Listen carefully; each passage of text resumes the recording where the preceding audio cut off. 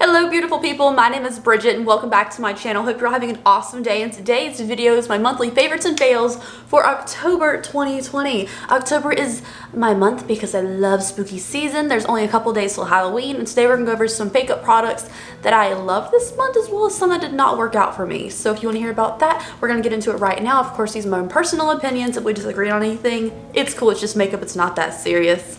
And now let's go ahead and get started. Okay guys, so I'm not going to do this in particular order because you know, I don't want to. It just seems like more fun to be like, this is good, this is bad, instead of good, bad, bad, bad, bad. So we're gonna do it in random order. But let's go ahead and get started. I think we're gonna start out with palettes just because I have several. So firstly, let's start off with the That's Taupe palette from Colourpop. I did a dedicated video to this and I love it. Okay, if you haven't seen my review, anything that I have a full review of will be linked down below. All these products will be linked down below except the fails because, you know, they're fail. I'm not gonna link. Here's the link. But the That's Taupe palette is so cute. I love these little cardboard palettes. They're easy to store. They're easier to open than those little clamshell plastic ones from Colourpop because they're cute and I really like those too, but they're so hard to open sometimes. So I like the cardboard ones better. Here's the inside of this palette. It is so pretty. I've been using this a ton. I love cool tones. This is a really easy color scheme to just grab and go. I've honestly been doing so many boring neutral looks lately because I've just been going through a lot and I've not been like paying attention to like colorful fun looks lately. So this is just an easy on the go, gonna run errands kind of palette for me, and I just adore it so much. Like I don't have any looks that I've done with it so far that I dislike because it's just, I mean, you can't mess it up, right? I mean, I would find a way to mess it up, but you can't mess it up in theory. I have two of the Colourpop palettes, so let's go ahead and do those. The Hocus Pocus palette. Yeah, I think it's just called Hocus Pocus. Gather Round Sisters pressed powder palette. I did a dedicated video to this too. Here is the inside color scheme. This palette sold out so fast on their website. And it's really pretty. Now, honestly, it's not their best formulated palette in the world. Some of the shades don't perform how I would really want them to, but I really like the pop of greens in here, the grungier greens. There's only one pressed glitter. I hate pressed glitters. And as well as the blacks and stuff are nice, but the purples don't blend perfectly. I do like this kind of mustardy brown shade though. It's very nice. So it's not the best formulated, but as far as theming goes, you know, I had to have it, right? I had to have it. On the last Colourpop palettes, the Stone Cold Fox palette. Now this one's new. I've only had it for maybe like 4 or 5 days now. I've used it 3 times so far and I really enjoy it. So here it is. I used it in a get ready with me video recently, but it wasn't really focusing on the palette. So I still could review it technically, but like me doing it in this video, you already know I like it. I didn't really know how many looks I would really do and you guys would be excited by like doing tutorials of this palette. But I love it. It has some slightly cool tone pinks in there if you want like a little something other than brown. It has some silver, some black, and it's a good variety. Cool tones I love. I'm probably going to Depop this palette and put it in a Z palette, like an MDZ palette. Just because in my Alex drawers, it's too tall to sit up. So if I depot it and like save all the space in between the shadows, it'll be easier to store. So I might do that with this. But I really enjoy it and it's super nice. It feels textured, which I enjoy as well. Okay, that's it for the Colourpop palette. So let's go into the last eyeshadow palette, which is what's on my eyes today. I did this little really simple like workday look for my Instagram using this. So you can go on my Instagram and see this tutorial. But it's the Natasha Denona Little Peak 5 eyeshadow palette. This was made for Boxycharm and I just think it's cute. I like the kind of peachier tones. I do wish this shimmer was slightly more champagne-y, less darker gold, just because I feel like champagne would match better with the orangey shades and the peachy shades in here. But honestly, it worked really well. Picked up a ton on the brush. Like it really coated the brush when I dipped into the powders. So Natasha Denona eyeshadow, I'm not too familiar with, but this one worked out really well. And especially if it's coming in a Boxycharm, because nobody wants to pay Natasha Denona's full size price. You know, full size price or full price? Retail price. That's what I meant. Okay, so that is it for like standalone eyeshadow palettes. Now let's talk about the Sigma Holiday collection. I did do a review of these things as well, and we have 2 things from the collection to talk about. So firstly is the little Rendezvous palette.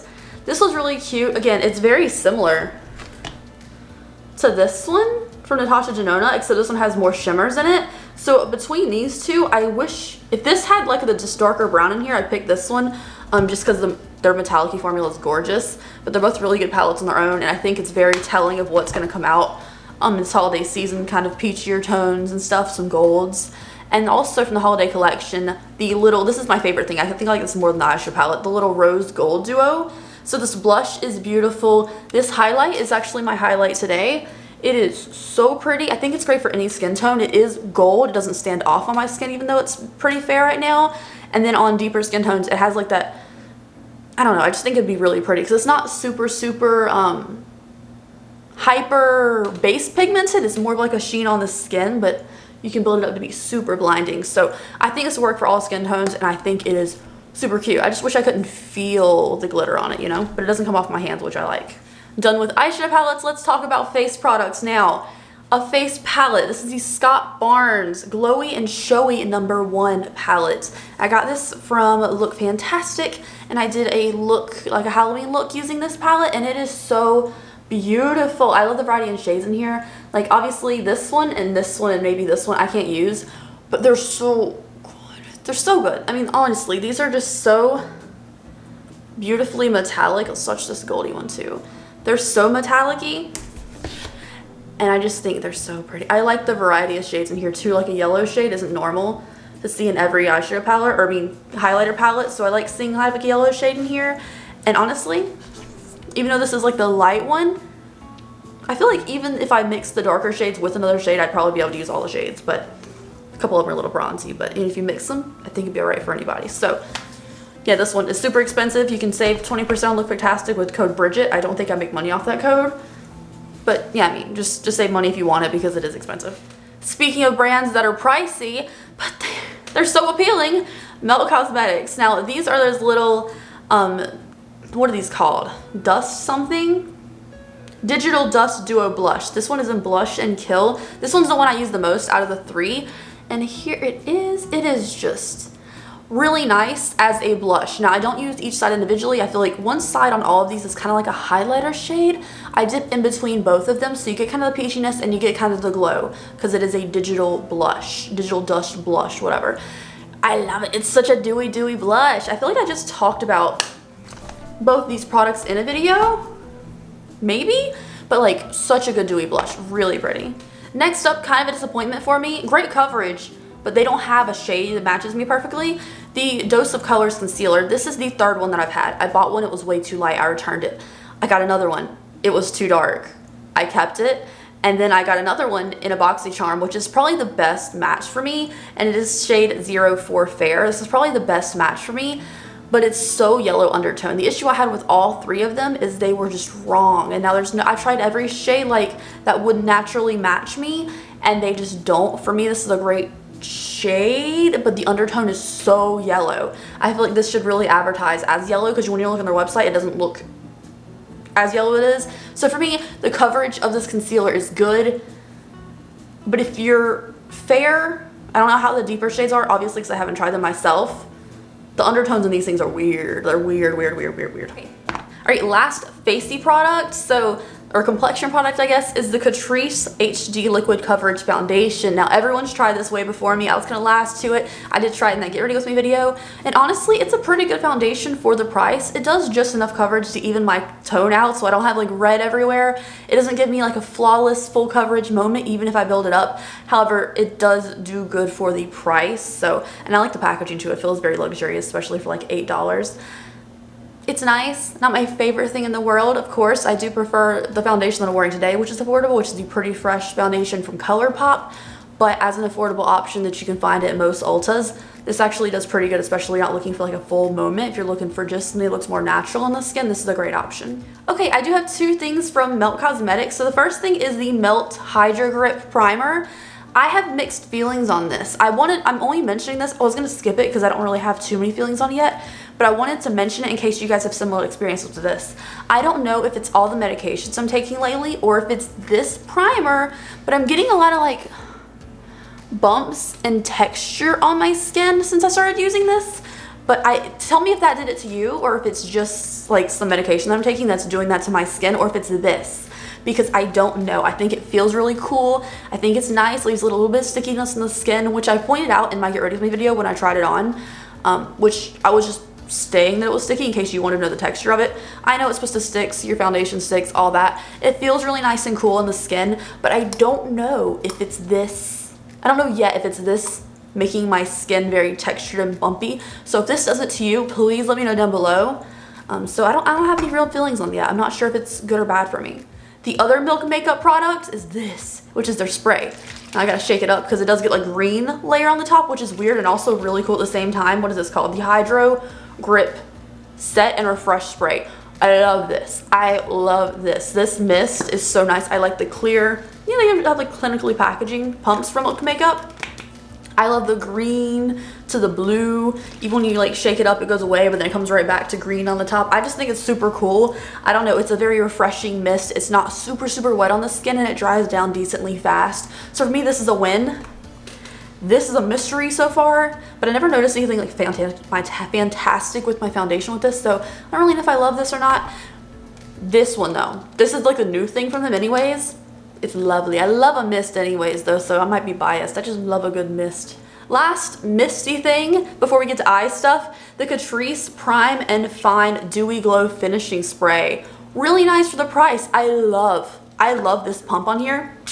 It is so like precise and stuff. It is so like she's like a trigger. It's really good. This is a really nice one too. All right, eye stuff. We're almost done. So this is a fail for me. It is the Natasha Denona Chromium Liquid Eyeshadows. This is in Scarab, which out of all of them, this looks the most beautiful and stunning. So here it is. Look how gorgeous. Now I tried this last month as well, but I didn't mention my monthly favorites. I really wanted to see how I'd get it work for me because I was having an issue with it. It's gorgeous, okay? There's no denying that that is like the most beautiful thing you've ever seen in your life. It's like so pretty. It's so pretty. However, I can only really get this to work in very minimal portions for me. If I put it on my lid, it feels very heavy, dry, and it will kind of crack. It doesn't crack like, you know, liquid shadows used to back in the day, but it doesn't look very comfortable on the lid. It makes my lid look very textured. The only way I've actually been able to like get it to work, I don't have a brush on me, but I'll take a little tiny brush and I'll get it to tuck under my lower lash line where I usually put my glitter right here. So I'll get it right there and it'll look really cool and pretty. That's only where I'm wearing very dark eyeshadow, which isn't too often. So on my lid, this just looks heavy, which is unfortunate, but like it is. Oh, look at that blue right there, that green. Ooh, it is gorgeous, but it looks so heavy on the lid that I don't really think it's worth it, especially because it's kind of a higher price tagged item. Another fail this month is the Charlotte Tilbury eyeliner. This is the Feline Flick Quick Eyeliner Pen. Now this is what I'm using today just to fill in where my eyelashes stop. To me, the liner itself is fine. It's not like super dark or anything.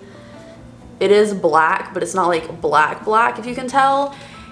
And it doesn't snap closed, so I never know. It barely like, here I'll show you if I can do it focusing. It just like slides on closed. It doesn't snap. It doesn't feel secure. It doesn't feel like it's secure, and I don't like that. I feel like it could just it's so loose. Like you could easily pop this off if you touch it the wrong way. So it doesn't feel like it's gonna stay for very long. I feel like the cap's gonna be open minimally and it's gonna dry out super fast. So this doesn't feel worth it to me. If I'm gonna like pay Charlotte Tilbury price for eyeliner, I need it to feel secure and sturdy. Next up, a winner for me is actually my lash glue today. I do not talk about lash glue on my channel typically because I feel like it's a very sensitive topic. People have sensitivities to their eyes. Some people are allergic to latex. Some people don't have like certain lash glues. I don't like clear lash glue. The white ones are fine, but the really like actually clear transparent liquid, I personally don't like. Some people love it. I use black lash glue and I usually don't mention it just because everyone's eyes are very sensitive and I don't want to be responsible for recommending something like that. But I mentioned that I got this in a Look Fantastic haul in that Halloween video, so I just want to share my experience with it. It is the Allure London 18-hour black lash glue, latex free. This is an affordable lash glue. It's black. It is semi-quick drying and I quite enjoy it, but it's not as strong as like some others that I've used. So I use it to put my lashes on today. They definitely hold in there, but it's not something I would trust for like 10 hours of wear, you know? Anyways, last product is from an Ipsy or a Boxycharm. I think it was an Ipsy I think it was an Ipsy or Boxycharm this month. It's a Sol de Janeiro Teeny Bikini Tinted Lip Balm. I love Sol de Janeiro so much. Sol de Janeiro, notice me, I love you. But it is a tinted lip balm. This is kind of an orangey shade. There's other shades too. I got the orangier kind of one. I really like the kind of orangey color to this. I don't really have an orange tinted lip balm anyways. However, I wish this was slightly butterier. Now they have a regular Brazilian Kiss lip balm, which I'm obsessed with. I finished 2 of them. They're lovely. This just feels slightly drier in texture. I kind of have to scrub it along my lips, like drag it across my lips to get it to evenly coat my lips and give that little bit of color to it. So this could be slightly softer, but I still really like it for what it does. And you know, the packaging on this is just beautiful. Anyways, you guys, that is it for today's video. Thank you so much for watching. I hope you enjoyed it. Please let me know something you were loving or not loving this month in the comment section down below. I really love hearing what you guys have been trying lately. And thank you guys so much for watching. If you're not subscribed to my channel already, I'd greatly appreciate it if you did that. And I will see you guys in the next video. Have a great and safe day out there. Bye.